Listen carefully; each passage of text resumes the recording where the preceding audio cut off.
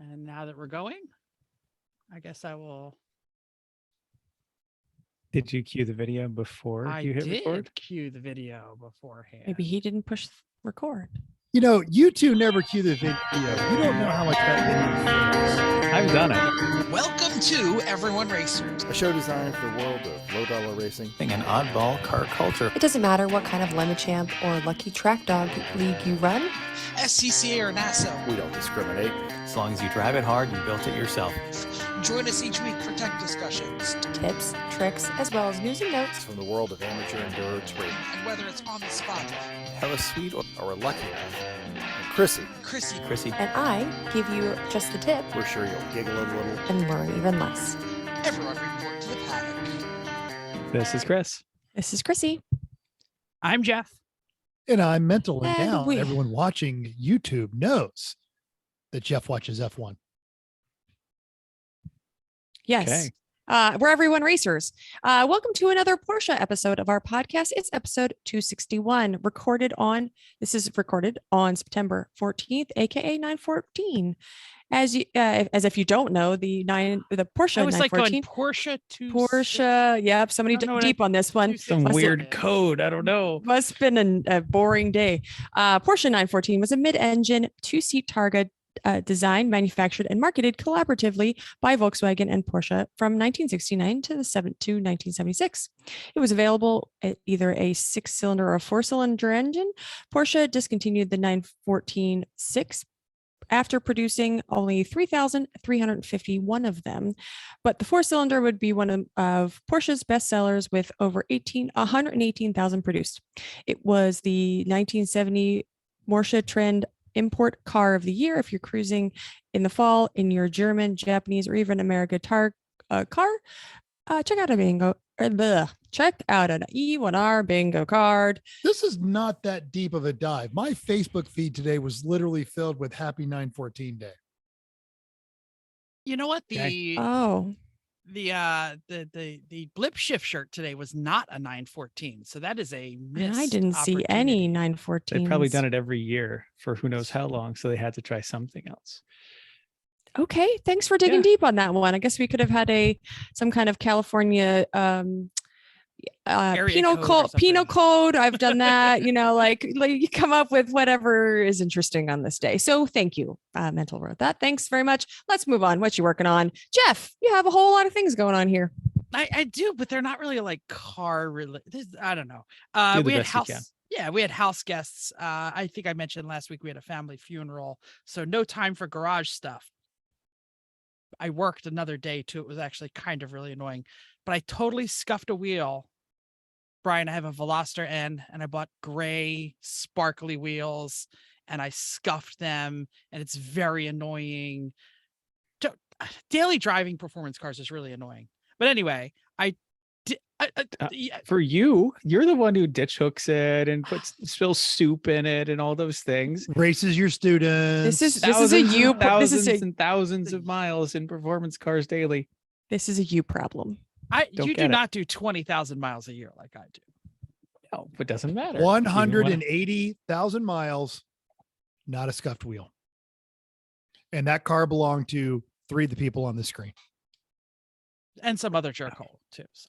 Yes, but he was a tech executive at Microsoft. He's not going to scratch a wheel. He didn't. Nope. Yeah. All the scratches probably were for me. That's true. So anyway, I did have a work experience, which was fun.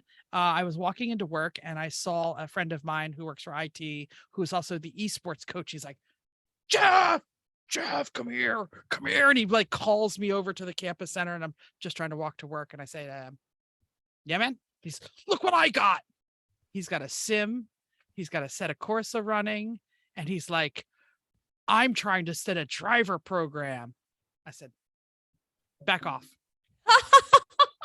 I'll take it from here. Oh, wow. Sat down in the chair, did 5 laps on a set of Corsa. Never played a set of Corsa in my life. In a 911 Cup car on Silverstone. Never drove that in my life either. Set a moderate time, whatever. Didn't think I was great. Didn't think I was bad. For 3 full days, that has sat in the campus center, inviting everybody and their brother to to set a faster lap time than Jeff, Yeah. and only 2 students have come forward and set a faster lap time. Well, considering your actual sim is under a pile of junk for the last 7 months. It's true.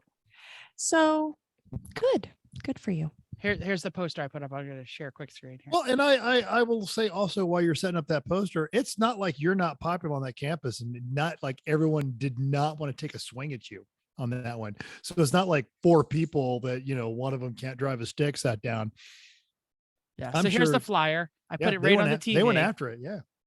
And one guy who's like a near professional gamer who has a set of Corsa beat me by a second and a half. And then some woman came up, claimed my people gave him a t-shirt, and they walked out. I didn't even get to say hi to him. I was like, well, who beat my times? Like, oh no, some girl. Good for her. The whole idea was I wanted to meet him. Anyway, that's what was happening to me.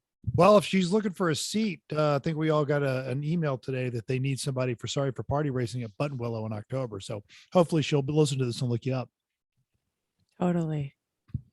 There's nothing like dedication to a new sport by flying across the country and racing with a bunch of people that you don't know that were speedos. So there's that. A 20-year-old who beat some fat guy in a sim is definitely ready for an endurance race. Yeah. Yep. With Sorry for Party. I guarantee everyone on this screen can beat my time in that sim because I am a terrible sim driver. Chris, not a terrible sim driver. Tell me. Good job anyway. Yeah. I threw the gauntlet. What am I It's my turn now. I said, Is well, that what you're saying? Brian, what's your sim skill? I imagine you probably get a lot of sim time. Not a lot, but I do have a reasonable like Oculus Fanatec setup. So it's in the corner over here. I'd say basically only when I know I'm about to go somewhere that I haven't been, do I force myself to stay up late and do it. And that is Agreed. the best use of a sim. really is. Where It do the is. track go? Yeah. Like that's helps a lot. It's been hugely helpful this year. I've gone to a bunch of new tracks this year. And so it has been like you show up and it actually looks like the thing you've been practicing on. Mhm. It's a massive help. Totally. Did that with VIR last 2 years ago. It was great. Yeah. Yeah. Cool. Cool. Chris, Chris, what your you turn. working on? I've been actually fixing mechanical things, which is fun. The Mazda after the last race, we had the 2 problems, had the weird rotational speed noise in the right rear, fixed that with a brake caliper a while before vacation. Now after vacation, trying to figure out why it wasn't running exactly right. Nothing enough to throw a code, but it was intermittently and just not 100%. So I've started going through everything, cleaned all the oil and water out of the spark plug holes because this car has had so many oil leaks lately that have massive oil leaks that have covered everything in oil. So we, make sure let's clear all those out. And then I realized the ignition coils are original to the car with 250,000 miles on them. I said, It's a Mazda maybe 3. we'll do It's those. fine. Maybe we'll do those. Well, So we got I a got problem, so I it got a seems set like of a new good thing Delphi to do. coils. Let's wipe that off the map as an option because that could be. And lastly, I went through every plug I could find on the engine, unplugged it, hosed it out with electrical contact cleaner, cleaned it off and put it back together. And almost all of them had a bunch of oil in them. So I'm hoping that could have given me a weird connection somewhere. And lastly, I took the EVAP purge solenoid, which on these, and again, this one has 1 billion miles on it. They're adjustable. For someone figured out there's a screw inside them. If you take it apart, there's a screw. You turn all the way to the left and then go back 1.5 turns. That actually makes it run better because it stops a small air leak. So I did that. I haven't driven the car yet, but I did all those things. So it's got to be better. And next, I've been working on the boat. We have a 17-foot Boston Whaler with a 90 horsepower Tohatsu TLDI direct injected 2-stroke. It was running poorly at the end of the season, like fluctuating RPMs, not idling particularly well, especially under load, leaking oil out of the Just a little down the leg of the so motor. much. Like we Yeah. killed, there's Like, fishes that were ooh, just popping up ooh. behind us and we were just like, That's- we got to go that's- really fast because It wasn't leaving a slick, but it was just mostly like when the motor was up, you'd see streaks coming down. I was like, It's it's not not supposed to good. do that. Especially I just No. painted that. It's white. Anyway, did a bunch of tests on that. I tested fuel pressure, which tested out perfectly to spec at 90 when I was running. Tested out air pressure through the air compressor. That was tested out perfectly to 80 when it was running. I did find a fuel leak though on one of the lines that goes to the rail that was just a little pinhole. I think that was enough that it was spraying down the inside of the engine cover, and that was gathering up all the lovely oil that was in the bottom of it from 50. It's a 2005. It's not perfect. So I think that fuel was cleaning out the engine tray and leaking it down, also not allowing to have quite as much fuel. Also, I found I was almost out of gas. That doesn't help. So fix that problem. And lastly, I read the codes for the first time ever. I figured out how to do it.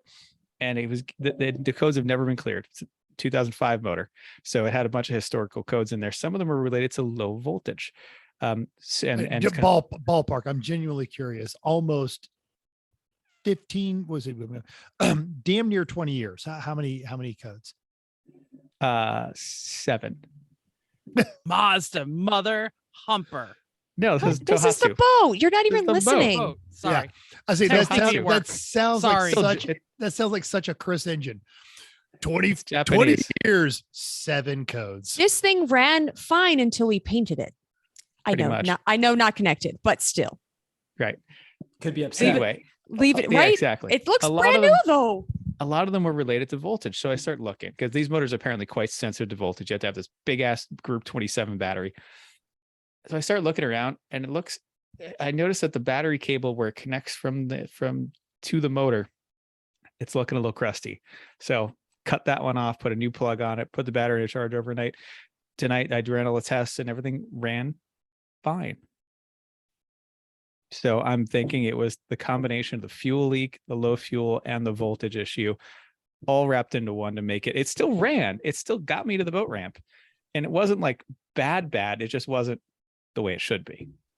So we shall see. We're going to take it out in this weekend at the lake because it's going to be 78 problem degrees is and beautiful. It became questionable, and we didn't want to get stranded. We actually got sea tow in case we got stranded somewhere. So it became a concern that it was going to strand us somewhere. All summer though, it always brought us home.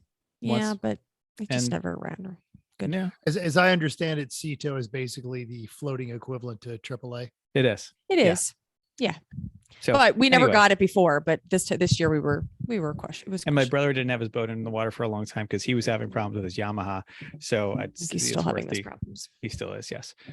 Anyway, that's enough. Enough about that. Enough about that. Actually fixing stuff. Chrissy, what do you do? I was not. So we went on vacation this weekend to another beach. That's pretty much our last weekend away. Just getting back to the swing of things. So I did other things while Chris was working on all these projects. So mental, what the heck are you doing? Well, so we are prepping for the Vegas Auto Fest this Saturday. In fact, I'm here recording this while everybody's up stuffing the swag bag. So drivers are coming. If you find yourself in the Las Vegas area, it's fantastic. We take over the 18th green of the Red Rocks Country Club, beautiful sunset views, and no real specific type of car, just cool cars. And it's laid out by our buddy, John Polnick. So it's all nice and artsy for photographs. I've got a NASA Enduro. They're doing the NASA Regional Championship at Laguna this weekend, and Monday doing a 6.5 Enduro. And I am just back from the High Plains Raceway 24 Hours of Lemons, which even though I didn't rent it, it was because we were all carpooling it being a 24-hour race. Judge Steve, aka the Dishwashing Fairy, is very excited to play this edition of Guess the Rental. Okay. Okay. I'm going to go first. Broad question. Love my game. Did you like it? No, but not because Okay. it was a bad car. It's just not my kind of car. Probably too much info. So good car, not for you. Should we explain this game to Brian so he knows what we're doing here? Yes. please. It's So Every they were time in a we rental, travel, and yeah. we get to do 20 questions and try and No. guess the rental. not You get to 20, do Not like 20. one. Sorry. 4 We questions. You each get guess a one. question. We each get a question. And Question. And then we guess. Streetcar rental, like national Yes. Hertz and Yes. Hertz. Okay. Yes. Yes, absolutely. Hertz, yeah, budget. They probably went budget. My question is, how many people were expected That was my and question. did they all fit?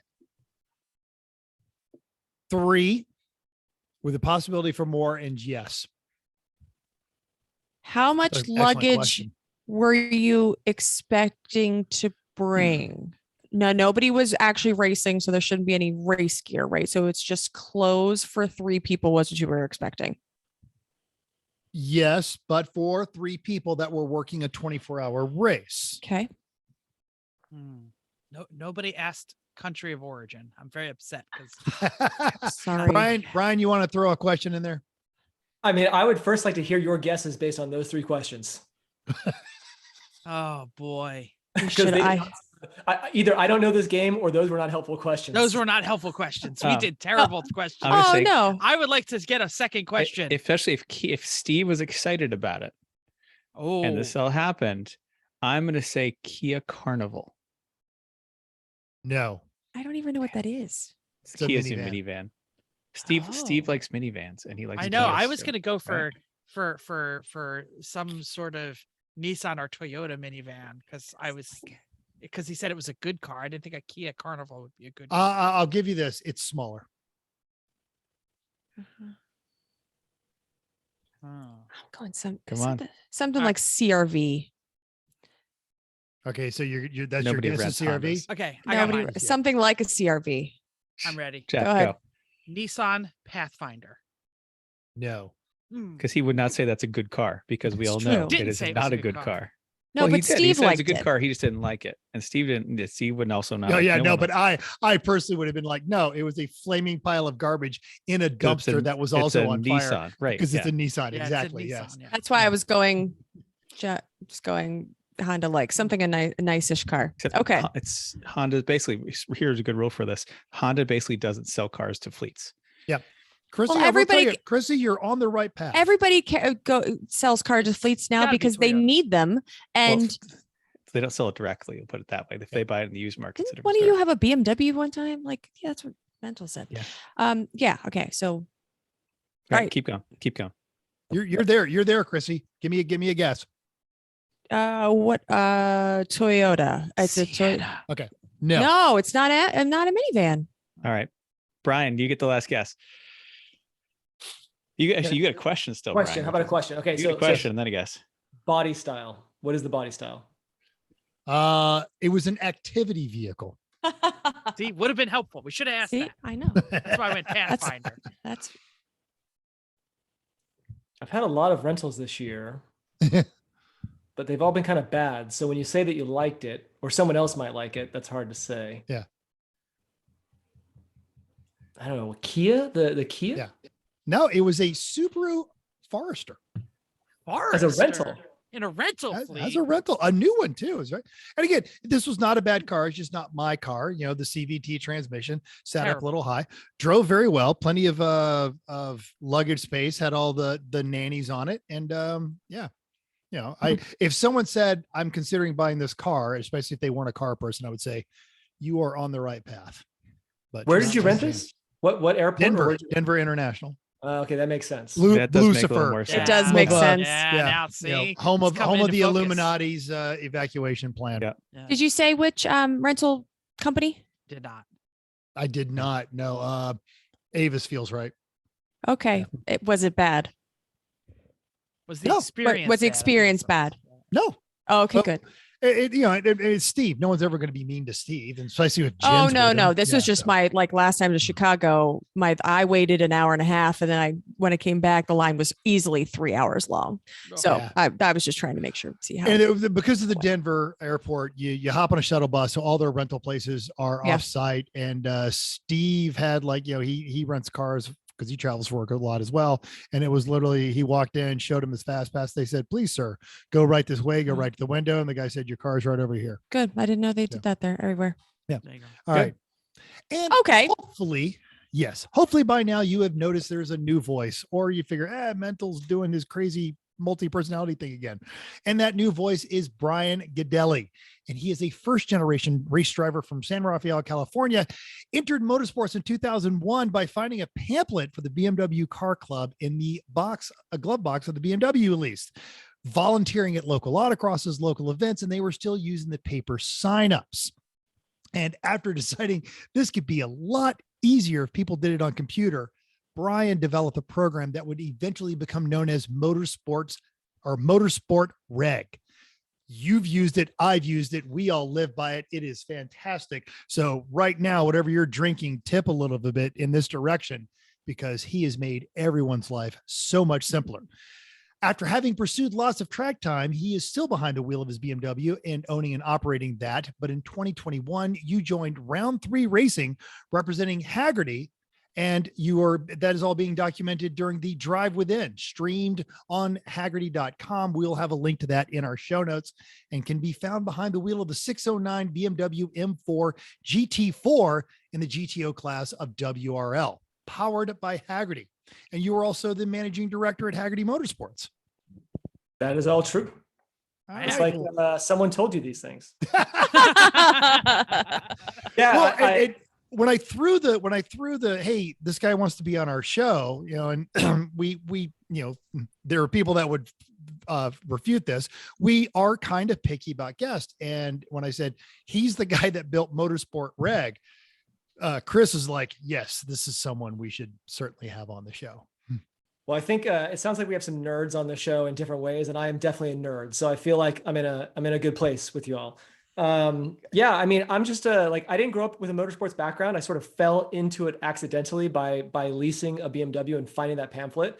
And I don't know, there's certainly a lot more stories about people's lives being ruined by finding a pamphlet than being aided and improved and so forth. I mean, I just have to say the last 20 years or so of my life has been a ton of fun because of finding that thing in the glove box. And I don't know what I'd be doing if it was not for that glove box, but it has been awesome and a ton of fun. And it leads me to hang out with folks like you. That's fantastic. So what are you working on, Brian? So I was just a VIR with WRL doing the race car thing with those folks and representing Hagerty, which is where I work today. So I'm doing just some cleanup from that. I do these track maps that take me way too many hours to like document all my thoughts. So the next time I go back, I know what I'm doing. So I'm working on that still, even though it's a few days ago.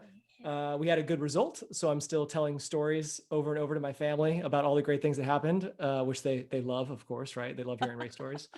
And just working on some totally different family than my family, let me tell you. Or is that sarcasm? One or the other. A bit of sarcasm. My daughter, I have a 6-year-old daughter. She thinks it's pretty awesome so long as I'm at the front. I did the runoffs last year and in Indianapolis, and so I did T3 in a BMW. And she and my wife came out, and my daughter's a huge fan of her dad, like all kids are of their dads. And I had a bad start. I made a mistake, and ultimately I had some contact, and it just ruined my race. And so I think I finished 7th. And when I got out of the car, she came over. She's like, "Congratulations!" And I told her I got 7th, and she's like, "Oh!" And then she just walked off. Wait till they're 14, right? And they're gonna go meh. But now you put a dollar amount next to your track map, but we are actually big fans of that Ross Bentley concept. Sometimes behind Chris will be a map of that Chrissy draws. Yeah, there's one if you goes there. No, there's one behind you towards the printer. The printer, the other way. The printer. One too. Turn around. But that we're that fans one's of easier that. to see. Oh, okay. We're fans. Yeah. By drawing the map and then doing the elevation changes and learning this. And mine is not as detailed. Mine is freehand. And hold that up again, Ryan. Yeah, right. What? It might just be bad handwriting, but. Okay. Wow. Okay. Good. A lot of notes. To go to a larger format paper. Yeah. I'll give you some of mine. I used the whole page. Yeah, this is not legal. It's not even legal. It's just whatever. Letter size. Normal size. It travels well. Oh, all right. But you've also got some other cool stuff that geeks who listen to the show would love. Yeah, I mean, we I feel just super lucky to do what I've been doing. I think I'm like you guys, that I'm into endurance racing. I kind of did the first race ever was in Buttonwillow. You mentioned Buttonwillow a few minutes ago. I did a 3-hour there a long time ago with a friend in his car. And it was like, I'd never driven someone else's race car. I'd never driven that track at night. It was a night enduro. I'd never done a lot of things. And like after getting out of that car, I was just hooked. And so, that kind of sent me in many ways down the path that I wound up on. But if you don't know much about Hagerty, like we're a company that loves people like us here on this call. And if you just love cars or motorcycles or go-karts or pretty much anything with an engine, we've got something that's sort of in your wheelhouse. So that's what I do during the day is work on either technology or software or events and experiences that are for folks like us. That's fantastic. We had Kyle Smith on the show some time back. What a great guy. I am fascinated that your first endurance race was at night at Me Buttonwillow, too. because there is Wow. there's no off-track visual references and there is no light I have a hard time driving it during the day. You're just like, wait, which corner am I in? Because you're either going up the paddock. right up. You're not wrong. It's pretty dark there. I get in second. So the teammate starts the car, the owner starts the car, gets us in the lead in the race. I get in, I've never done this before. And like the second lap, I don't really know his car setup. And as I shift to the third or fifth, my knuckles hit the lights on the car and all the lights turn off. Oh no. No. So I'm driving around for a couple laps and apparently they're black flagging me, but I can't see this. Can't because see it 'cause you don't have your lights on. you're high enough, right? And then like a lap and a half later, some car drops wheels in front of me. It was a Honda. I actually remember that. And throws mud all up on the windshield. And so I turn the windshield wipers on. It goes once and gets stuck. And so now most of the windshield is obscured. There's no lights. I can't see anything. As I come around, I'm like, man, this is really hard to drive. So managed to get the lights back on. We go on and everything goes okay in the end. But so basically you started at like 12. So Yeah. like turn it all the way up. And you're like, hey, what's the worst you could think that you could happen? You had that. Now you're like, daytime? What? This is easy. I got to say, doing this WRL thing this year, all the races are during the day. The car, this particular car has some nannies on it. It's got air conditioning. Like it feels like you're living the life of luxury. It's nice. That's fantastic. One of our listeners and a friend of ours, a guy named Cam Lopez, was in a rented race car this weekend. He's building his own, but it was a Fiat X190. He came in right after the sun went down for a black flag, and he had done the same thing. He had reached down to turn off the lights, hit the kill switch, locked up the rears and spun it, and then just sat there and went, oh God, I have to go to penalty or this one, and got it fired back up and came in. I'm like, well, that's self-correcting. See you later. Shoot. The good news is if it's a long race, you can recover from those kinds of things, which, you know, my Indy experience last year in the runoffs, one mistake at the start and that was the whole game. So that's one of the things I love about endurance racing. It is definitely chess. You can make one mistake, maybe. You get one. Yes, one. Yeah. As long as you can recover well. Because One some goat. people do not recover well. One goat. One goat. News and notes time. All right, literally as we record this, the new Mustang is being revealed at the North American International Auto Show. Matt Fink at Hagerty tells us all about this year's iteration of the Drive Home, an annual pilgrimage of vintage cars to NAIAS in Detroit. This year was a little bit different as it is an all Mustang drive from Tacoma to the Motor City in cooperation with Ford called the Mustang Stampede. Victoria Scott at the drive has all the details you need to enjoy the reveal, which will be all over your favorite news outlets tomorrow, but still available for replay. Quick notes. The model is called the S650. It does have a manual option and will have a V8 available as well. Links to all of this, along with the great piece from Hagerty's Larry Webster about his personal 86 Fox Body GT and the experience of driving it in the Stampede with his son. Fun. Larry is a real racer. If you all do you know who Larry is? Oh, we know Larry. I've shared a car with Larry, and yeah. Yes, he was typified as he looks like he would have been an astronaut in the 60s. You know, he just has that look and mannerism about him. But yeah, he can drive. Absolutely. All right. Speaking of big V8s, while much ado has been made about Stellantis and the death of the Charger Challenger twins, they're letting its platform cousin, the 300, depart with a proper send-off, as well as a 485 horsepower V8 to the lineage that many consider the birth of the muscle car. It's the first time the 300 has been available with a 6.4 liter since the last SRT8 rolled off the line in 2014. As Brian Ghidinelli at Hagerty reports, the 300 was born in 1955 and has always traditionally been about the big V8 engines and big luxury. This send-off model has, for the first time, mated the ZF 8-speed with the biggest V8 available, making this the best of that breed. That actually goes way back to 90s Mercedes platform, really. Hey, act fast. There's only making 2,200 of these, and I'm sure several of them are going to be at buy here, pay here lots on 24s before long. Really, Stellantis. That's what you do. It's like, what are we going to do? V8. V8. I'm surprised they didn't put a Hellcat in it. It's probably they're saving that for the last 100, I think. Hey, if you're like me, you've been annoyed by coverage on every single television, radio, and news outlet that the Queen passed away. We're Americans. We probably don't really care.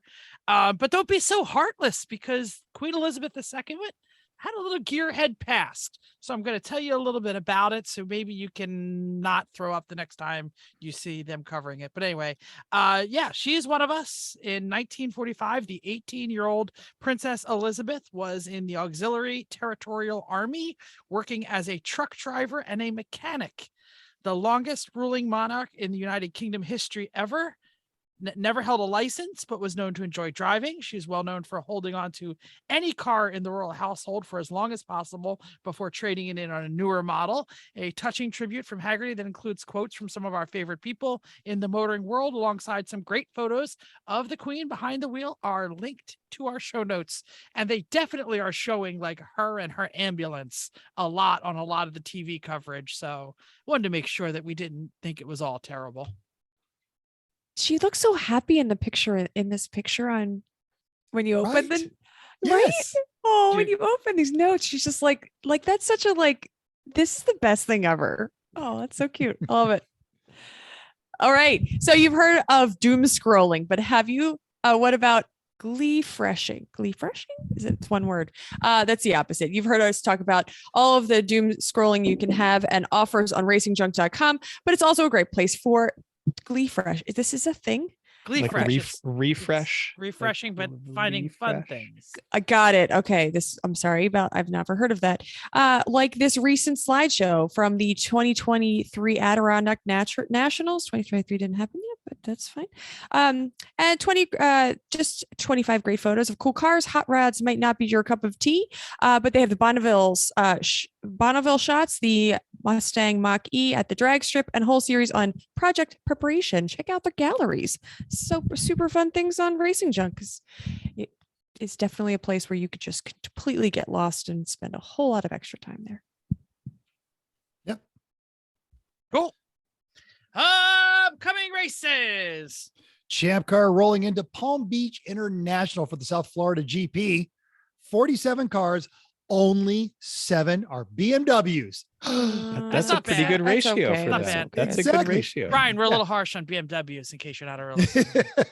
Usually call them quite boring. We've all owned them, but we all think they're boring for race cars because come on, you can do better. They're reliable. They win. They look good. All the above. Yeah, all that crap.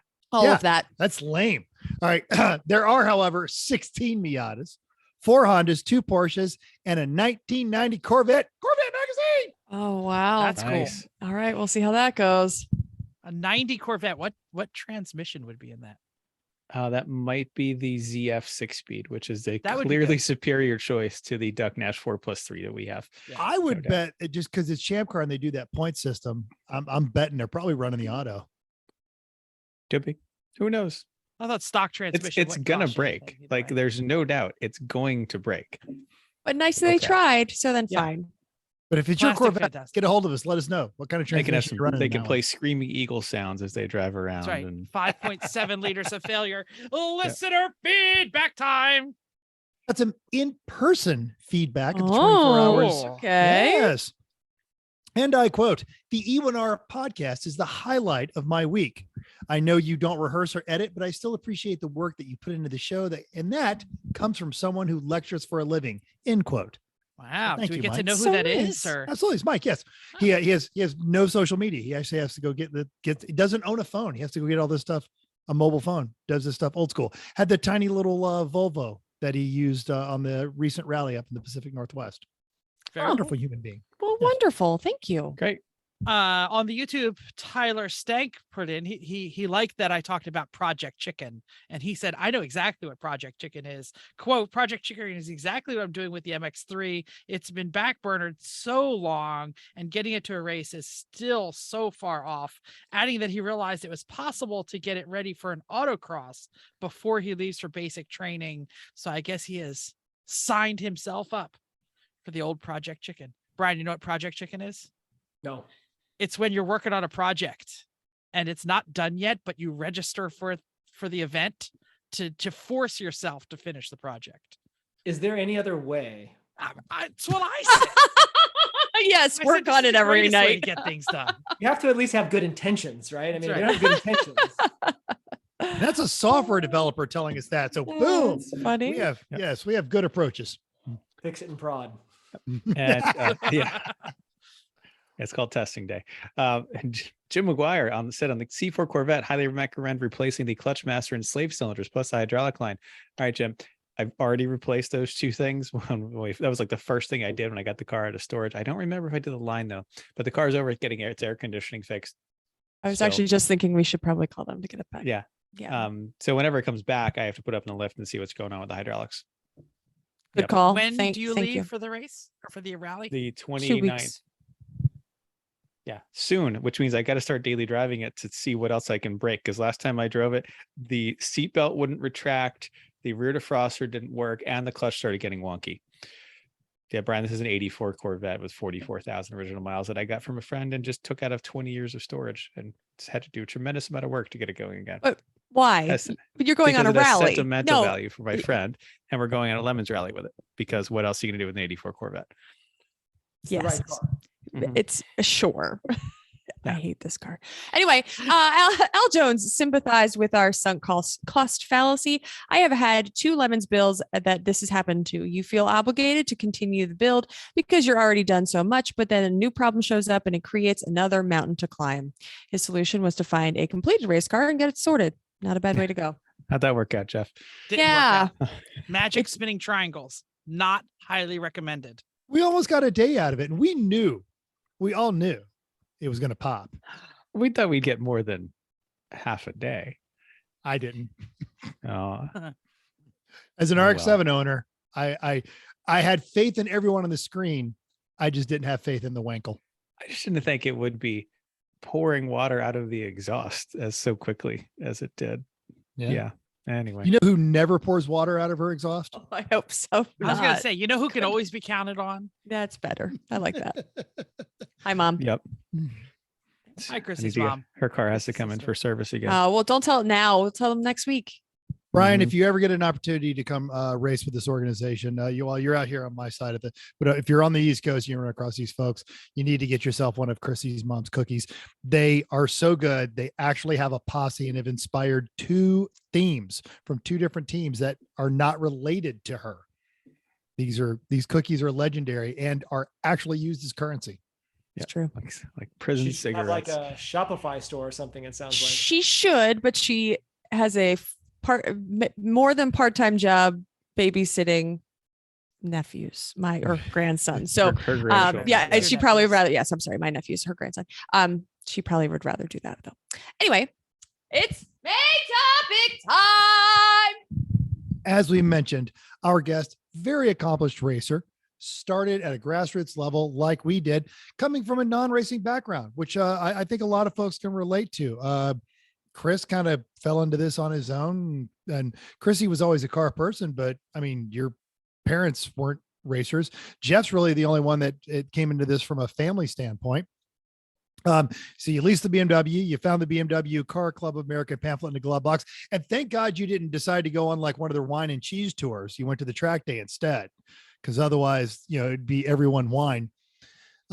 So you're volunteering, you discovered the process is awful. And as someone like literally back in the day that stood in the line in the early 90s to sign all the forms and sign everything up for the SCCA autocrosses, I want to thank you from the bottomest, deepest parts of my soul. You have made the automotive world so much better.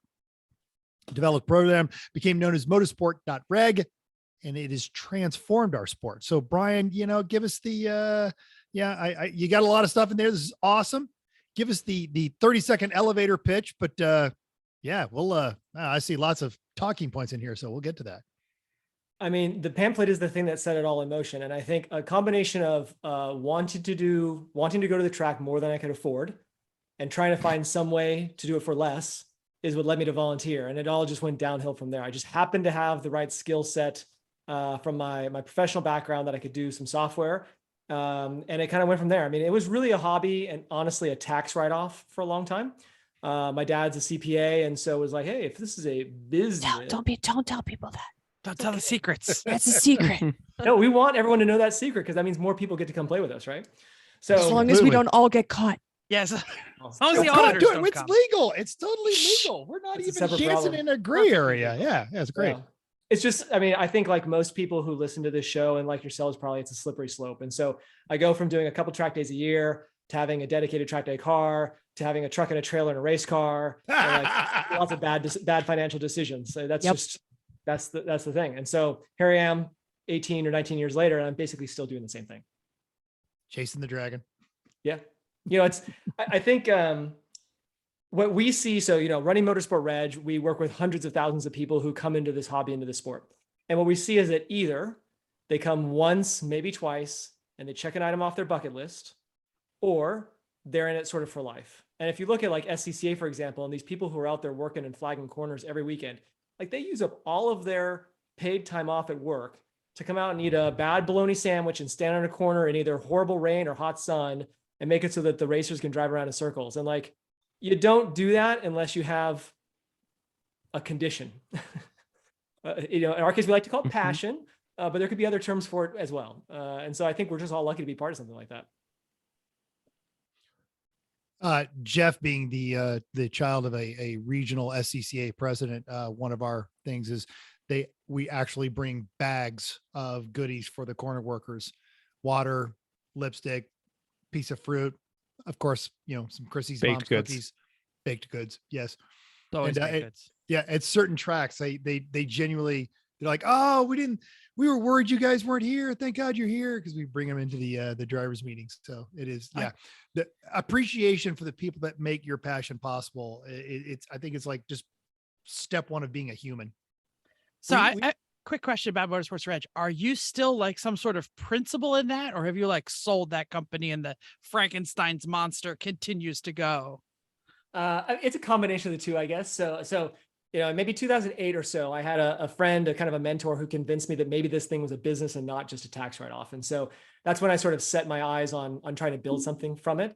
And it took about 10 years, because in 2019 is when we actually got acquired by Hagerty. And so today, in my managing director title, what it really means is that I oversee all of our product development. So I'm still involved in a technical capacity for what we build and how we go about it and what problems we're trying to solve. And then the other half is sort of outward facing, like talking to folks like you, representing the company, helping out with all the other things we're doing. Because I think inside motorsports, Hagerty is not super well known. At least it wasn't 3 years ago before we did our acquisition. It's like, that's the company that has insurance for old cars. And I mean, honestly, when they first approached us, I was like, you guys have insurance for old cars. Why would I want to talk to you? You know, but the mission really, as the CEO, McKeel Hagerty, sees it, is that it's to preserve and keep car culture alive for future generations. And when I think about the fact that in some small capacity, I admit small, but we've made it easier to find and organize these events, which means more people have been able to do it. If just a few more, 20 something me's 20 years ago can get into it and have the experiences that I've had, like, first, it brings me an incredible amount of joy and pride to see that happen. But it is really like making sure that this is sustainable for the future, because, the comment you made about the corner workers, if corner workers did not volunteer, an SCCA race weekend would cost you another $250 or $300 per week. Correct. Absolutely. Yep. Like, people just don't really understand that without passion, maybe it would be cheesy to say passion is the fuel that runs this hobby. Oh, that's so cute. It is. It is. No, it's so true. It really takes so many people who burn midnight oil just because they love it. And so what's cool about Hagerty and about being at Hagerty is that I get to be part of that in a larger way. And so we're still doing the same thing. I'm still involved in some of the same ways, but we're having this larger impact. And we are now seeing it with all the stuff that Hagerty is doing. You've maybe seen our banners trackside at the IMSA races on the TV broadcast. We've done the TV show. We've done, this WRL and the Shift Up Now program. There's a lot of cool stuff that we're working on that, I will admit, sometimes it sounds a little altruistic about the ways that Hagerty supports the hobby. But we do have some very good economic engines, like with our insurance, and it allows us to be a benefactor of the sport and the hobby and all those things. So it's just an awesome place to be. And plug, we are always hiring. So careers.hagerty.com. That's okay. I'm going to jump ahead a little bit because it's a great thing. One of your crew on the round 3 is Lester Epps. Or Les Epps. Yep. And I met Les years ago. He was an autocrosser. He built that Acura of his out of, I think, a shell. And I was doing instruction for a supercar program, and he obviously knew what he was doing. We had a great time. We went out there and he's like, well, how do I get your job? And I made a few jokes about, wasting all your money racing. And he's like, all right, check, did this.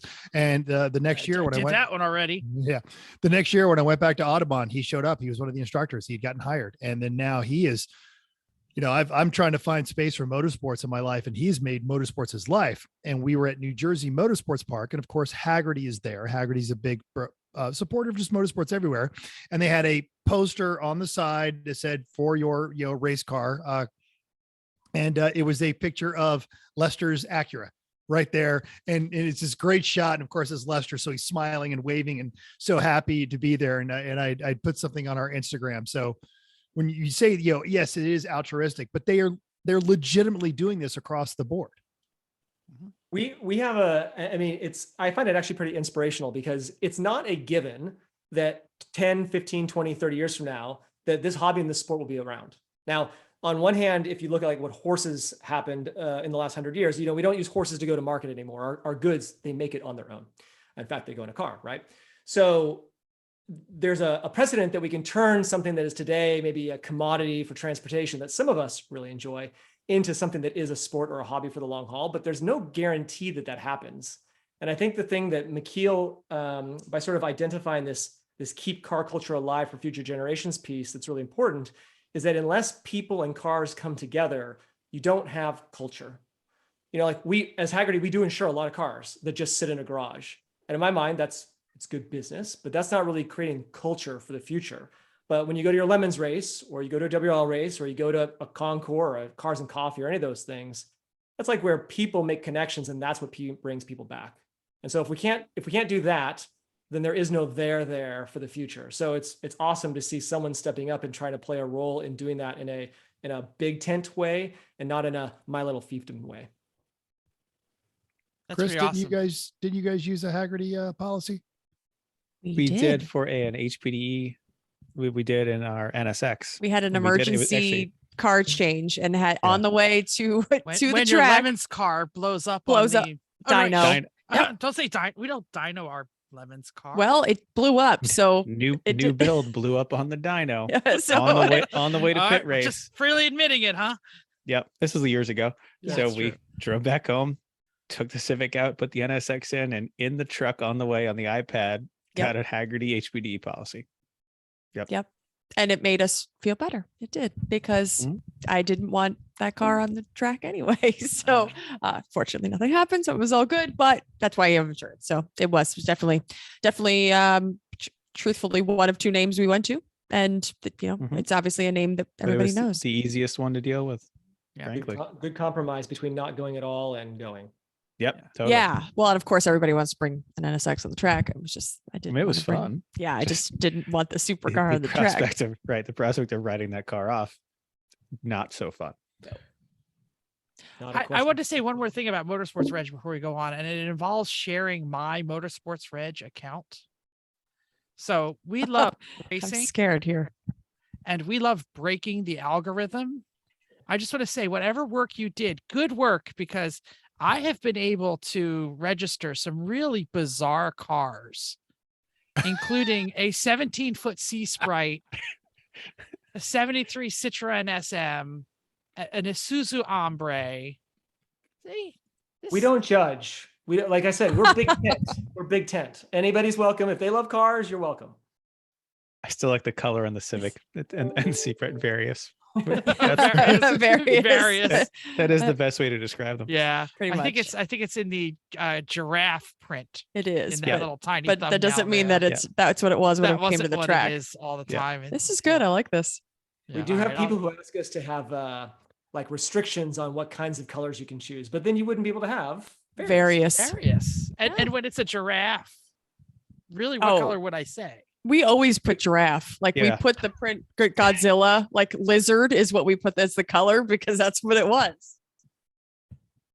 So thank you for giving us the flexibility to fly our freak flag on all of our Lemons cars, because and I love MotorsportReg. I think it's a great platform, so I definitely want to give you some kudos there. Should we talk about racing? I mean, I could talk nerd computer stuff forever, and I don't know if that's really the market here, but we can talk racing. I like racing. Go for it. Would someone have a question, or should I throw one out? It's all you, Jeff. You're Jeff Gross. This is fresh track. Or something. I noticed behind you. Is that a 2002 back there? No, it's a CSL Batmobile. No. CSL There you go. Batmobile. Excellent. One Yeah. of the more There you go. famous ones. Yeah. And you can't see, but the wheels are off the ground, jumping on fluke plots. This is like back in the. If I'm not mistaken, is that Peter Gregg or is that the other one? I don't know if this is Hans Stuck or if it's Peter Gregg. I'm not sure which. Okay. Is that like an actual picture behind you? I assumed it was a virtual. No, it's wallpaper. Oh, Oh, I totally thought it was just some background. who picture needs you a stole. back when So we you didn't lose see your like head dirty and you're house like I got going on. Man, No, I got to go redecorate my office now. Jesus. Ah, This is a COVID. This is a COVID setup. If you're going to be on Zoom for 25 hours a day, you got to do something fun. I not just have your hatch on the back of my wall. I don't Chris know. just put his background up. There you go. Painted his wall quick. There you go. That's a various colored background there. Yep. So I was going to ask if that was you in the BMW, but I guess not. So tell us about your BMW that you're currently with WRL. What's the story? Obviously, you're backed by Hagerty, but I'm sure that's just an excuse. You know, you convince your bosses to throw some names on it, right? I mean, Yeah, I mean, this year comes out really of doing the TV program last year with Motor Trend. And so I had the chance to go down and represent the company at Sebring last year when they ran a 24-hour race at Sebring. It was the first time that anyone had done it. It was just before the Creventic race, actually. So no one really knew how it was going to turn out. You know, all the legend about the bumps is like no cars are going to finish this race. It turns out that actually people drove pretty sensibly and it wasn't that bad. But Hagerty and the Round 3 team have a partnership that is because of that TV show. And so I get to come along and kind of be our brand ambassador and play this year. We also have some of the Shift Up Now drivers that are there. And so the Round 3 team has 4 cars. There's a Porsche Cayman, a Porsche Boxster, and then 2 BMW M4 GT4s. So the GT4s run in the top class, the GTO class for WRL. They're sort of detuned, so it's not full GT4 spec, but they are. I mean, it's my first time really driving a modern race car because I've mostly driven old BMWs, spec Miata, old stuff, really, just old stuff. And so these new cars, you know, paddle shifters, like I said, it has air conditioning. The air conditioning that's blows into the crazy. Air seats. conditioning because it's And the face. basically a moderately stock class, so you can't lighten the chassis too much, right? Yeah, I mean, this is how it's homologated. So Yeah. the way it comes is the way you race it. So windows run up. You have the air conditioning on the inside. Paddle shifters, you know, it's got the nannies, which you can disable to varying degrees and stuff, but it's a proper modern GT sports car, even if it's a little bit limited on power. So I will say driving it on street tires can get, you know, as you all know, can get a little exciting. But you know, I think we were at Daytona a couple months ago. We did like 165 across the oval. That'll wake you up. On street tires. There you go. Nice. Yeah. Yeah, it's raining. I mean, we weren't doing 165 in the rain, but it rained. I was there, of like, course. okay, what? Good for yeah. you. It's a fun car to drive. And I personally, and I'm sure like you all, love driving a manual, but it's also a lot of fun to drive the floppy paddles and really just be all about the racecraft and be focusing on those sort of things. So it's been a fun experience this year. We're sharing the car with James Candelaria, who you all might be familiar, makes the Sentinel in-car streaming hardware. So people who are like streaming their in-car footage, especially for endurance races, use James's streaming hardware called Sentinel. It's like one of the few things that will actually stream reliably over a cell phone signal. So people kind of pony up for that thing. Did not know it was him, but we have definitely watched their product. Yeah, it's super cool. He's got so we make Race Hero as well, which is a live timing app that you might have heard of. It's similar to Race Monitor. Maybe once or twice. I was going to talk about it because it's on my maybe phone. once. Yeah. So that was born out of really our endurance racing, my endurance racing experience, which is like, you need some way to track what is going on over the course of a very long race. But James, for example, uses one of our APIs so that when you look at the in-car feed, it shows like what position the car is in, who the driver is that's in the car, what their last lap times were, all those kinds of things. So it's a really, wow, just makes following along from home possible, really, and fun. We've done that from afar, really afar. Mental has watched from the other side of the world and asked us how things are going. And we've said, because, I mean, he can Leave us you alone. watch it. We're racing. Right. Well, he says, who's in the car? Oh, that was a great lap. Who's now in the car? So we live by stuff like that. I was deployed to the Middle East and unable to race. And so, yes, it's 3:00 in the morning. And I'm annoying them while they're trying to, yeah. My phone won't focus, but that's my race. Yes. Well, and then early on, I think one of the first apps, I don't want to like throw another app under the bus because that just feels dickish, but it was like an app. It was like an app that you use to like monitor a race. And it started out as just pay this money and here's this app. Oh, well, now you got to pay a little more money. Well, all right, pay this $50. We'll never charge you again, except now we're going to charge you $5 a month. And if you want like the detail stuff. And I kept saying, why doesn't some gearhead build a better one? Yeah, and Eraser absolutely is. I mean, we frequently have it up on the iPad in the paddock so that people can see it as they walk by. But most of the time, we just all stare at our phones. Completely. And it's like endurance races the worst, but are we do. crazy because like if everything's going well, we're all just literally sitting in a bag chair staring at our phone. Isn't it funny that we're all at the racetrack? It's like a 5 senses experience going around you nonstop, and everyone's got their phone in their hand. Yeah. And normally I'm against that in life, but there's plenty of times we're just like, wait, who's winning that class? Wait, oh my gosh, what just happened? Wait, they just stopped. Where are they? Right. Like, so you're watching, especially with go, oh, right. What happened? Especially with endurance racing, because it's not always the best sport to watch. So you can watch it for a little while. You can stand from a corner. You're like, okay, cool. Well, what's going on over there? And then sometimes you're just like, well, I just need to like stir my lunch, but I also want to know what's going on with. So, those apps they're really helpful to be able to have a clue and look at race times. And it's just because racing is going around you, but there's so much more to it than just watching the cars go around. Yeah. 10 hours in, you can't tell who's leading and who isn't without those apps. So, or you're watching the race develop and all of a sudden you see someone move 4 places down and their lap time hasn't updated. You immediately come out of the garage and start looking around. Where'd they break down? Right. What happened? Yep. Or see him come in on the hook and you're like, okay, then now what happened? Now this changes things. Yeah. So you've probably seen that the cars will turn like a pinkish color sometimes when we think they should have come around, but they haven't. Yep. And so we actually, in the middle of the 25 hours I don't of think Thunder I Hill, ever noticed that. I mean, I've noticed the colors and stuff, but I never knew what it meant. Yeah, well, it means you'll see that usually followed by them dropping down the order because we call it gone missing. We just don't know why, but they are not showing up. And so Let's we actually hope they didn't really go missing. Let's hope they're on the track somewhere just stopped and just be like, well, I decided to drive home. Like my laptop somewhere in my house. I needed to go at VIR out for last there. weekend. At VIR last weekend, I came over to the top of a roller coaster and I looked out the window and there was a guy standing out by the trees and just a guy, no car.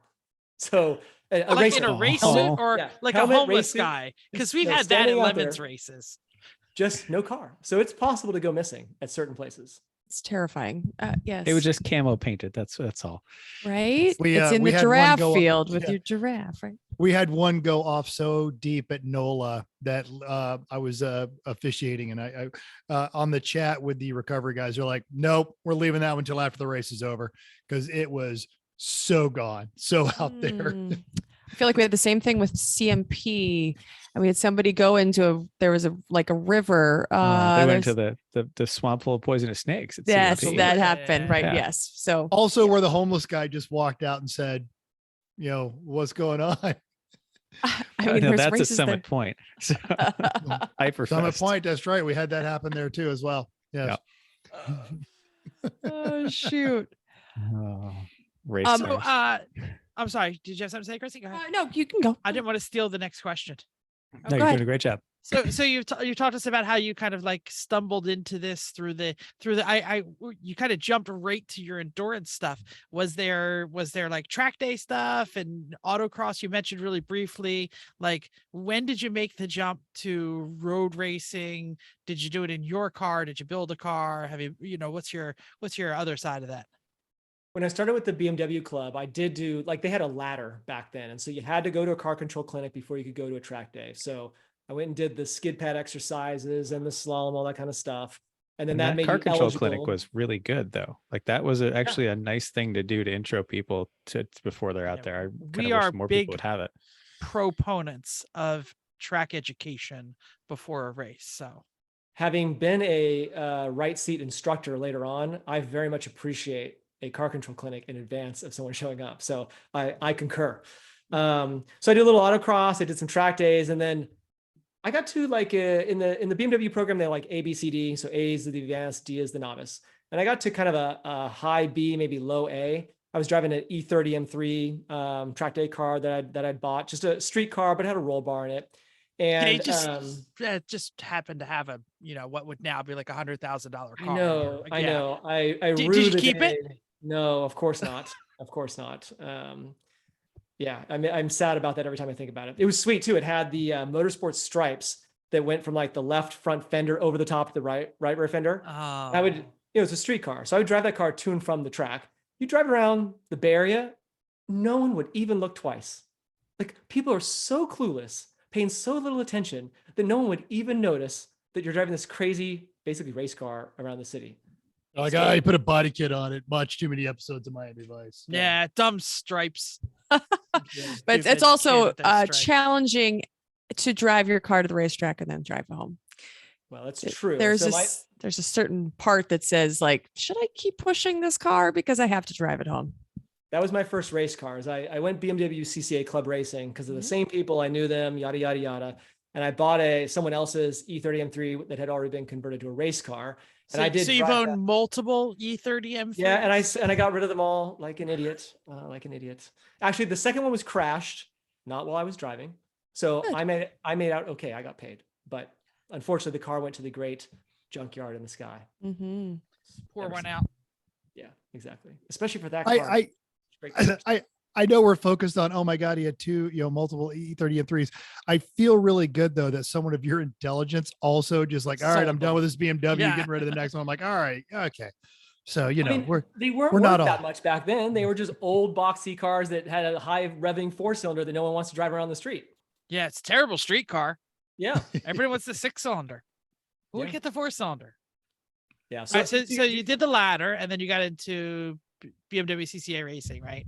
Yeah, and then I went spec Miata racing with SCCA because the number of racers and the build quality of the cars, I couldn't tell whether I was a good driver, a bad driver, had a fast car, a slow car. And so I went and I bought the spec Miata that had won the championship the year previously, so that I knew there was assuming that the car was I will find out if the car is good or is me. Yeah. So I knew the car could do it. And so I went out and then I started to learn. That's where I really learned how to drive with spec Miata, because there was, at that time out here in the Bay Area, we had 65 car fields basically every weekend. And it was, you blink and you've lost 10 spots. So you learn very quickly how to make it or not. Yeah. You talk about having the ability to, correct an error. There is no correcting an error in a spec Miata, in a 65 spec Miata field. Yeah. No, you're just avoiding like carnage. It's not that, but if you miss a shift, you probably drop 10 spots, right? You don't even have to put a wheel off. You could just do a lousy apex and get past 5, 6, 7 times. If you're lucky, you just get past. Otherwise, you get punted. Well, yeah.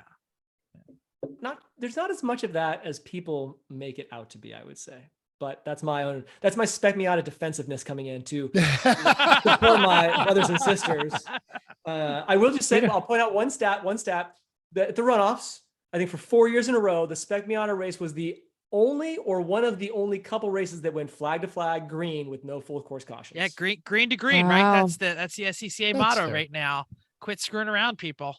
Mm-hmm. Yeah, well, they had a lot of things to learn from to get there. So there's that, but your teammate, Sarah Montgomery, she is the first female to ever podium in the MX5 Cup.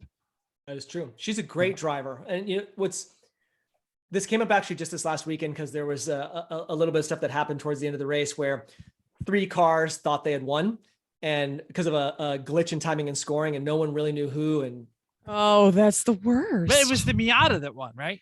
Oh. No, it was the Miata. Oh, which color? Which color? No, at VIR. Because they were just at VIR. You did. We'll talk about how well you did, but yeah. Yeah. So we had a little bit of glitch there, but if you look at the team, like our team had 4 female drivers on it this year, and Sarah being one of them. She is a very accomplished race car driver. She's won a lot of races, and she just happens to be a woman.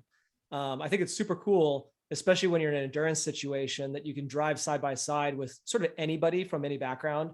And going back to like the spec Miata background, it's really see how you stack up and or how to learn from your co-drivers. That's the one thing that I love about it, is looking at the data, the same car, the same time, you really can see how you as an individual can get better.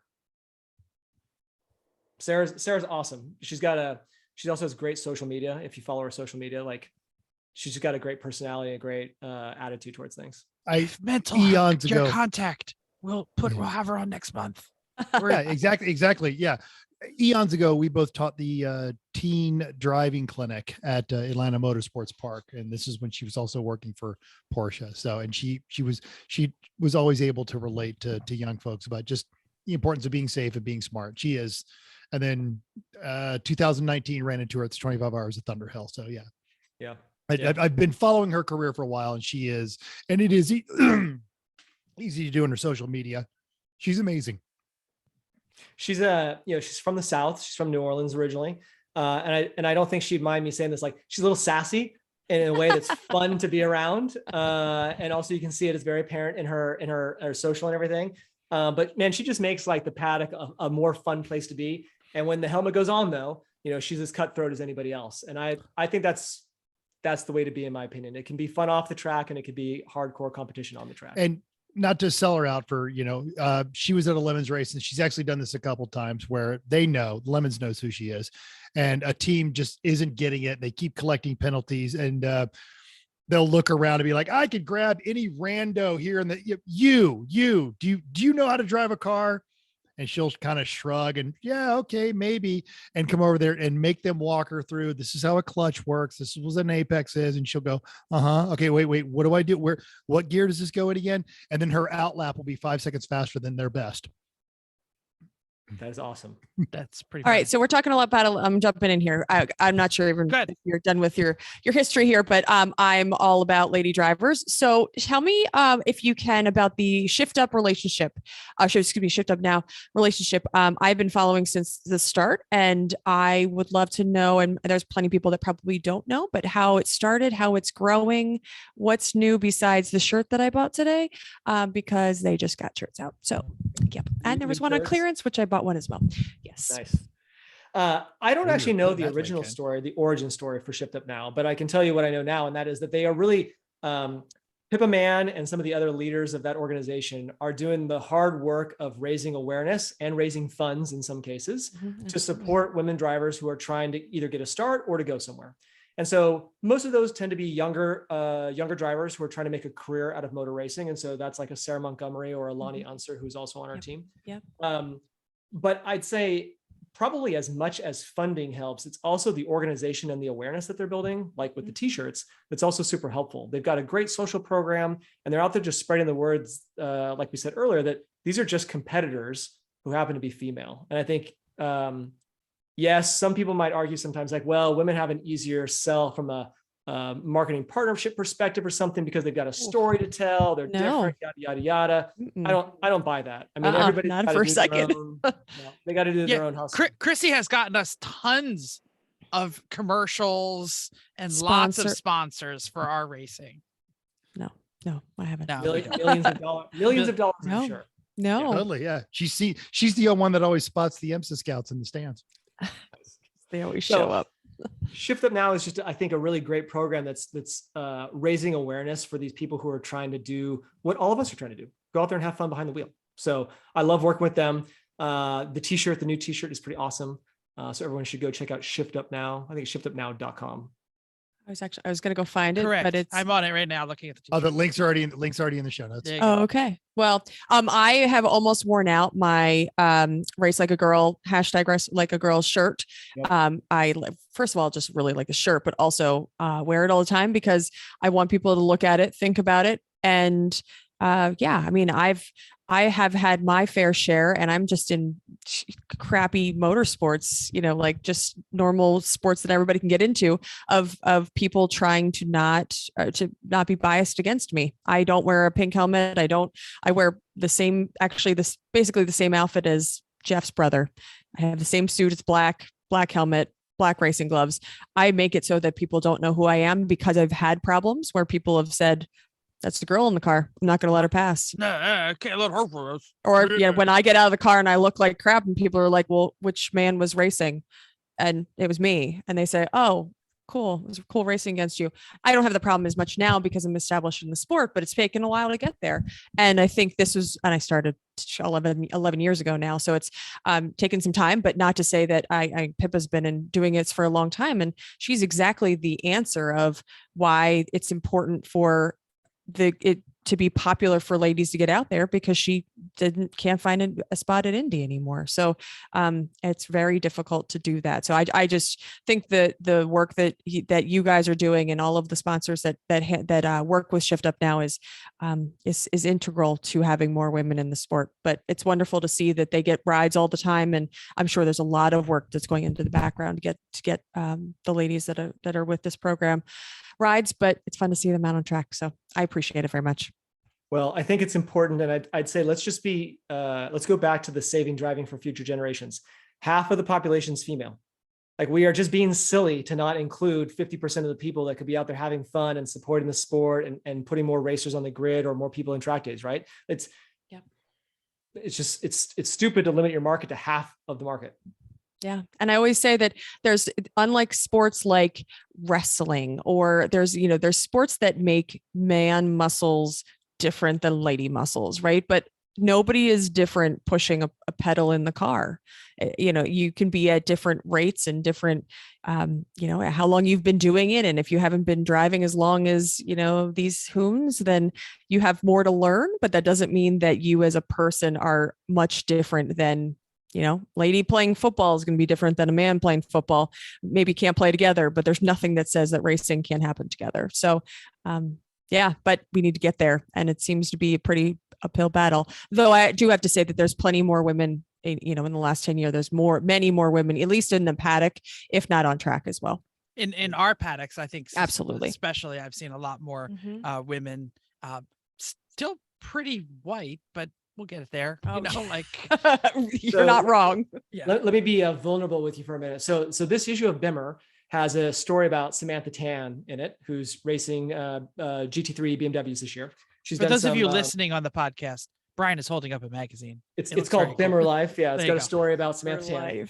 Boring. I'm kidding. Very boring magazine.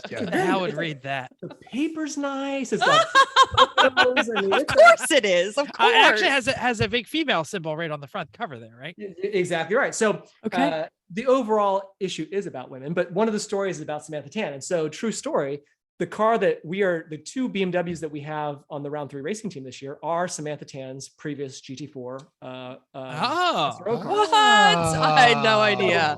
Let me tell you something. These cars have manual brakes, and they have a 100 bar brake pedal. That's a 1500 PSI brake pedal. I will tell you that nobody on our team, all 3 guys, has been, for the first half of the season, could not get to 100% brake pressure. And this is the car that Samantha Tan drove very successfully, either SRO or in World Challenge, whatever it was. Like, to your point, Chrissy, the physicality of it, I mean, she has stronger legs than we all have. And that's the maximum strength you would ever need, is to be able to push this brake pedal. Yeah. So it is really an equal opportunity sport. Mm-hmm. And I feel very sad that I have not done enough like deadlifts and squats to be able to push that. Chrissy could probably lift all of us. No, I wouldn't say that. No, I wouldn't say that. Would. I think mental might take her in distance. Not anymore. But Chrissy would probably beat her in a sprint. I'm not sure. Okay. Well, anyway, it's not about muscle unless you have no power steering. And then occasionally it's a little bit more difficult because you need a little bit more on your arms. But that's if your car maker decides that you don't actually need power steering. So there's that. But anyway, thank you. I think it's a great program. Look it up, find a lady, get a shirt, and they're like cheap for shirts. Just get it out there. Yeah. Support them. Shirt. Yeah, without doubt. I'm going to jump into something here because you sent us a whole list of things. You're like, here's the whole bunch of amazing things I did. Feel free to ask me about any of them. Thanks for making us feel like a loser. Yeah, Brian. Exactly. Yeah. Please tell me that the Trans-Siberian Rally, I've looked at the website now for like a few minutes before you showed up. Oh my God. Tell me about that. Did you participate in this event? No, although I'm not sure that I still didn't have the better angle. So Marshall Pruitt, who works at Racer Magazine today, has a great podcast. We follow Marshall Pruitt on his socials. Yes. Never met him, but he's awesome. But if he wants to be on the show, let us know. I'm sure he would do that. He's a racer through and through. So many years ago, he was a writer at Speed TV for the website. Yeah. And this Trans-Siberia Rally was happening. And I don't know if they didn't have somebody to go or if nobody wanted to go. I sometimes think it might be the latter, but he offered if I wanted to go and basically write for Speed Channel to go cover this rally. And so the deal was at the time is that Porsche Global dictated to all of their distributors around the world that they would each enter 2 Cayenne Trans-Siberia editions into this race that goes from the Red Square in Moscow to Ulaanbaatar in Mongolia. And so Porsche Cars North America entered 1 Canadian car with a Canadian duo driving and navigating, and 1 American car with a driver and navigator. And so basically I went over as the representative for Speed Channel to be media for this event. And we started in Moscow and like watched the cars roll out of the Red Square. We flew in an old Soviet era helicopter to go cover the first stage. We went to Mongolia. Mental just had a little shudder right there. It did have a helicopter. Just no Russian helicopter, little PTSD flashbacks from UN work. Yep, they're awful. We heard later that it had a rough landing a couple weeks after we were there. So maybe we got lucky. But Marshall Pruitt, again, I don't know if he didn't want to go or what the deal was, but sent me over there to cover his media. And it was an amazing experience just to see these folks who were driving. It was almost like a Lemons rally in the sense of the hodgepodge of things that people showed up to the start line with, aside from the Porsches, because Porsche had like an organized OEM program, but like the other stuff that the privateers brought, it was all over the place. And yeah, talking about like effed up Ladas, and it wasn't like they were mostly trucks, but a lot of Russian. This is a mostly off-road rally, according to what I'm looking at on the internet. Yep. So a lot of long distance, a lot of money to bribe local officials with, a lot of ways to get through the backcountry, as fast as you could, but just a grueling, sort of more rural and less covered version of Dakar, really. Fewer people paying attention and more ways for things to go wrong. Like the Canadian team, their engine in their Cayenne wound up like 250 yards outside of the car after they had a crash. Oh. Yikes. And when you crash out there. And similar to like Para Dakar, you could get shot at just by like the local insurgents, right? I mean, so they crash, the engine separates itself from the chassis. Porsche shows up like 12 hours later and everything's gone. Like everything has been taken. There's not a single bolt left that has not been taken. And right now there's some Lada out there going really fast. That's hilarious. Fun time. I mean, but that's, those folks that showed up there, folks from the Middle East, Africa, South America, Europe, Asia, all those places. And I've had an opportunity to be around a lot of international people because of our work. I've gone to some FIA sport events, which are like it's like their business conference, if you will, for the FIA. And the thing that's interesting is really people are the same everywhere. The affliction that we have, whether you want to say it's an addiction or it's just a passion, they really are the same everywhere. And so whether they're showing up at this rally with some super awesome truck, or they're part of the Porsche program, or they're doing rally in Africa, or they're doing whatever they're doing, like really people are just the same. And I find that, I personally find it to be so comforting that you can sort of find a gearhead anywhere and like make a connection with someone, even if you can't really speak their language, if you have a hard time communicating, but like you still have something in common that you can geek out about and make a lifelong connection. Doesn't matter what language it's in, fuel injector or punch it. I don't know about punch it. I feel like that might be a cultural reference. If I go like this, like punch it. Let's go. I feel like Mental could relate to that so well, just with all of your travel. This means to say if you're in a car and you look at someone and you do this, yes, that means one thing. You better be buckled up. Yes. When you were active duty, you were all over the place, just going to racetracks, and I'm sure you had plenty of people to talk to about. Look, I did that to the taxi driver from the downtown Dallas hotel to Love Field. I said, look, don't spare the horses. I didn't even need to get to the words, man. I just did that. And it was like, it's like, okay, if you're serious. That makes Uber rides a lot more exciting. Yeah, that was a regular taxi. Regular That was ride. crazy. Awesome. There's a ton of stuff here. I don't want to, I feel like we could talk to you for like 12 more shows. There's still a ton of stuff on your list. Nürburgring Insider. That's like the insider guide in case you're going to the ring, right? There's so much stuff on here. So much stuff about, just Hagerty and the FIA Sport Conference you mentioned real quick. Is there, what's the one item we haven't talked about that you'd like to tell us all about? Well, I would say, I think the Nürburgring is the mecca for most. Yeah, this is what I was going to ask about. So, yeah. So there's a 42-page guide, a downloadable ebook on nürburgringinsider.com that I put together because on my wall, I can see it over here, I've got like three goals written down. One of them is learn to kite surf, which I've had that goal now for a long time and I keep not doing it. So maybe it's not really a goal. One is travel to Cuba because I just want to go before it gets opened up to the whole world and it becomes less interesting, or Americans at least. And the third is race the 24 hours of the Nürburgring. And I race think it. Okay, not even just drive it. We're gonna race it. Okay.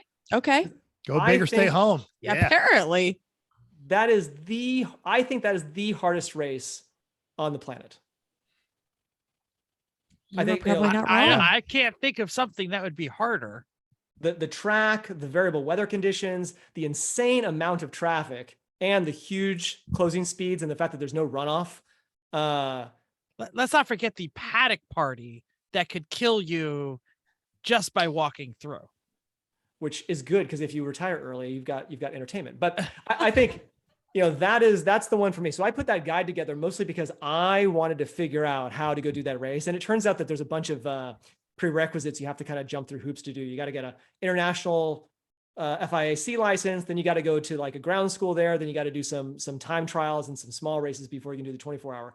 But in my mind, if there's like one race that I want to go and see if I can be competitive at, that is the one. Because if you can do that track in those conditions and that traffic with those, both in the dark and the light, that's because you're not memorizing that course, no matter, unless your last name is Schmidt, you're going to have to spend. I don't know. He's got a sim and a lot of time. Some people do a lot of sim time and that's what I'm saying. Track, like you would not believe. Yeah, or at least I'm talking learn to you, Chris Egan, out there.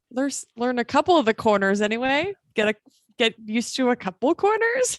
I know that doesn't help much at all. I did go there once and just run like 4 laps in a rental car kind of deal. And the guy that was renting the car, when he talked about track knowledge, there was 2 things that really stood out to me. One was, he said, when he talked about track knowledge, he talked about it in terms of the hundreds of laps you have. Yeah. So he said, from 0 to 100 laps, you can expect to have this kind of experience and knowledge and yada, yada, yada. And then, from 100 to 300 laps, then you're actually in the danger zone because you think you know where the track is going, but you in fact don't. And then he said and then once you get to like 1,000 laps, you maybe could be considered a master of the course. And then he said the other thing is that as the speed of the car goes up, about every 30 seconds differential, it is effectively an all new track, because things that weren't bumps before, or the car didn't get light before, or now it does, or you don't have runoff, like as the speed of the car goes up, it's also basically a whole new track every time you go a little bit faster. And again, I just think like, man, you could spend your life driving that track.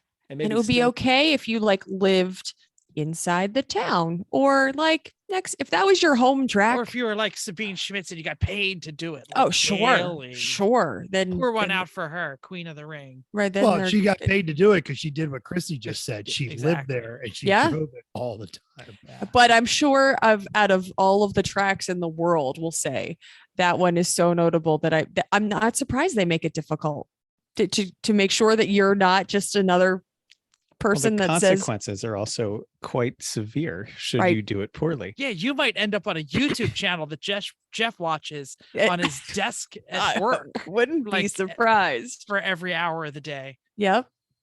It's when you drive around there's certain, like even on a tourist day when there's no racing going on, there are groups and crowds of people at certain corners, and they're only there for one reason. to watch you screw up. Oh, They're absolutely. waiting for crashes. Now, Yeah. I want to say, because I did look at it, the Nürburgring Insider isn't just for people who race, but it's also how to spectate, how to drive on it on these tourist days. And is that free from Hagerty? Yeah. You just go download it from the website. You just put in an email address. We email it to you. It's amazing. Link is in our show notes. Yeah. I did it out of a labor of love. I mean, it was really like, I did this before Hagerty, and I was like, I just want to find out how to go do this. And I spent way too much time. It's like when you research a car project, you spend way too much time to figure out, like, Chris, what you're talking about, the project. I understand those words. the voltage, Not together though. but like Chris figured out the voltage and the oil and all the things for the boat, right? Like the process to do that. You spend all that time. If you document it, then somebody else at least has it a little bit easier. So it's my little gift of spending way too many wasted nights. That is legitimately like the third passion project that you have created that is making this sport so much better. I mean, I knew you as the MotorsportsReg person, but holy crap, this is amazing. Yeah, I mean, just that would have been enough. But that, and combined with the Race Hero app, obviously this Nürburgring Insider thing, which sure I'll dream about, but probably never get to. But all of this plus running some amazing machinery.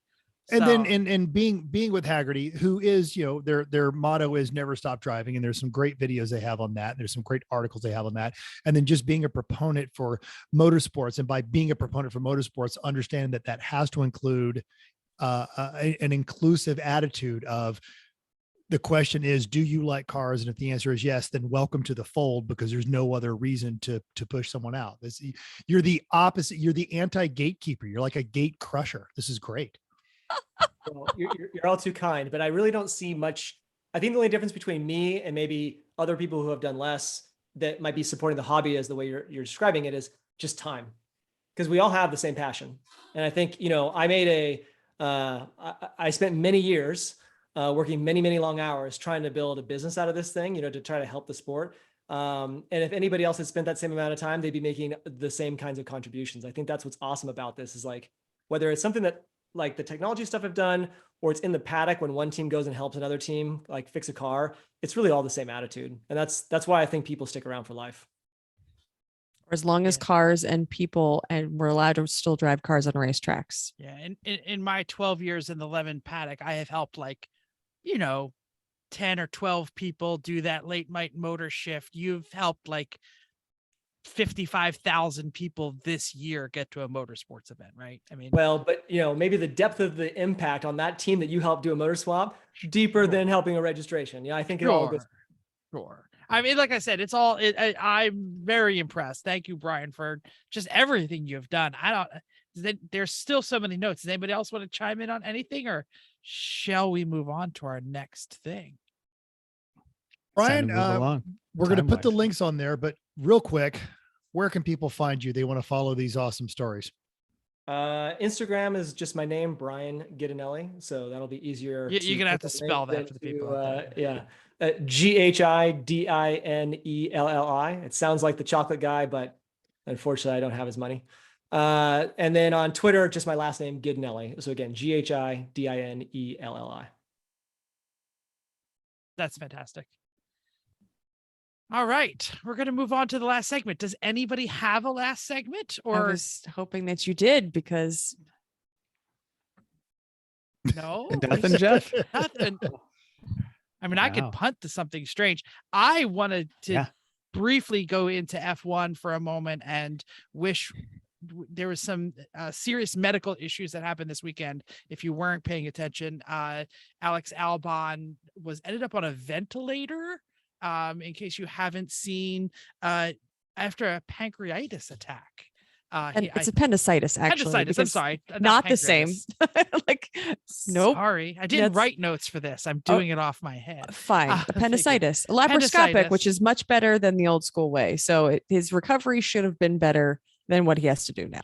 Absolutely. But I just wanted to say that, you know, obviously I've had some recent deaths in my family, that we all need to really take care of our medical thing and make sure that we are all being as healthy as we can. So my just the tip for the day is going to be, take a moment, check yourself out, make that appointment that you've been putting off for a very long time. Get checked out, go see your doctor. You probably have an annual physical on your HMO that you haven't used, or a new eye exam, or whatever that it has to be. And my just the tip for this week is try and take care of yourself, because without the corpus, you can't be driving that race car. So that's what I want to say. Anybody want to round the horn that? Any tips?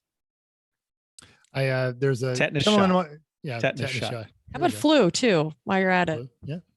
There's a gentleman in my office who is losing part of his leg because he had no feeling in his leg, and he was neglecting some other health issues, and finally got to the point where he couldn't walk. And had he been in earlier, he would be in good health. And it's taken him out for a while. So we had a meeting, because we're all old, stubborn aviation A types. And, basically our boss said, quit being stupid, go to the doctor. Somber. I think he looked at the guy who was limping around a lot, but but, We don't usually end on this kind of a downer. It's kind of a downer. Oh. Yeah, that's all right. Brian, any health tips out there? Or tips for that matter. You can just give us. I mean, safety. one thing that's true that I've heard is that like SCCA race medical license has been the thing that has in many cases saved someone's life, because they've gone to the doctor when they might not have otherwise, and they identified some sort of issue that they were able to take care of. So, I mean, nobody likes going to the doctor, but it's a whole lot better than the alternative of what happens if you don't catch something. And your body is on such different stress when you're racing. I mean, it has nothing to do with Albon and his appendicitis, because that just happens because I don't have one, and I got it out when I was 10. So it had nothing for me to do with if you're healthy or not. But it's just good advice, because your body's under a lot of stress. Sometimes it's a little different than normal stress, working out and that kind of thing. We talk all the time about how the stresses of the car are going to find that weak part no matter what you do. Mm-hmm. It's also going to find that stressor on your body. Yep. I like it. Well, thanks for being here, Brian. Really exciting to hear great. all the things that you're into, and now people will know when they sign up for they register for some kind of event, then they'll think of you. Yeah. Awesome. Even if you're not registering a C Sprite, a Citroen. Something colored various. Various. Or now you're going to get a whole lot of various just because. Yeah, everybody's going to be putting in various. As long as there's a photo that backs up the various, I'm here for it. So. Okay. So Thanks so much for having me. if you're trolling him, don't be lazy. Your car better be various. Right. And if it's not, then they're going to say, well, they get the paint. Okay, just make it various. You better come up with something good. I like it. Thanks so much for having me. Love you guys. Yeah. Thanks. All right. So do we have any idea what we're doing next week? No. We have some ideas, but we'll come up with something. Yep. Well, I want to say thank you, Brian, and thank you all of us for downloading us. We hope you enjoyed this week's edition of Everyone Racers. We also hope you'll join us in the world of driving, racing, and building, because everyone can be a racer, even you. If you enjoyed this podcast, subscribe. It's totally free. If you hated us, tell us why. If you loved us, tell us why. If you're watching on YouTube, right down there in the doodly-doo, just smash the like button, all that other stuff. Check us out. If you have any questions or show ideas, or you want to show us your various car, drop a comment on our Facebook page, Everyone Racers. Email us at everyone.racers@gmail.com. You can still text mental 484-243-0455 with all of your various colored race cars. Find us on Instagram or Twitter, everyone.racers, YouTube, Facebook. It's everywhere. Even Reddit /E1R. I haven't been to Reddit in months. Mental, have you been there? Absolutely. I'm daily. Yeah. I meant on our page on Reddit. Thanks again. And until next week, keep the various side up. Unless it's all just the same color, then just keep those wheels down.